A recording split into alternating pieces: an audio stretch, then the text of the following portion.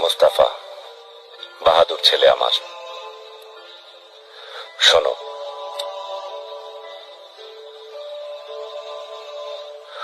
ঐশ্বর্যের চেয়ে দামি সম্পদ বুদ্ধিমত্তা,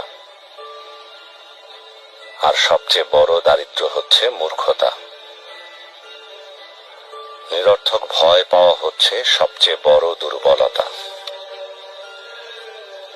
আর সবচেয়ে অধিক মূল্যবান বিষয় হৃদয়বান হওয়া।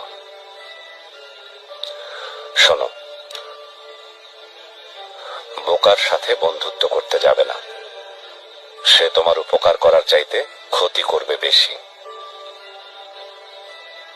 কৃপণের সাথেও কখনো বন্ধুত্ব করবে না, কারণ সে তোমার বিপদের দিনে পাশে না থেকে নিজেকে গুটিয়ে নেবে। সাবধান,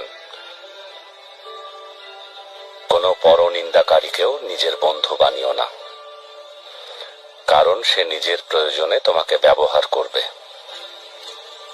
আর সেই সাথে মিথ্যাবাদীর সাথেও কখনো বন্ধুত্ব গড়ে তুলবে না, কারণ সে মরীচিকার মতো দূরের স্বপ্নে বিভোর করে কাছের জিনিসগুলোকে দূরে সরিয়ে দেবে।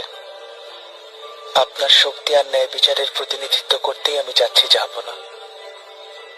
নামাজ, নামাজ হচ্ছে দিনের খুঁটি, রবের সঙ্গে সরাসরি যোগাযোগ, তার সামনে নিজেকে উপস্থাপন, আর এভাবেই তাকে দিনে 5 বার স্মরণ করবে। নিয়ামত রাজি আর জীবিকা তার কাছ থেকেই আসে, বুঝতে পেরেছ?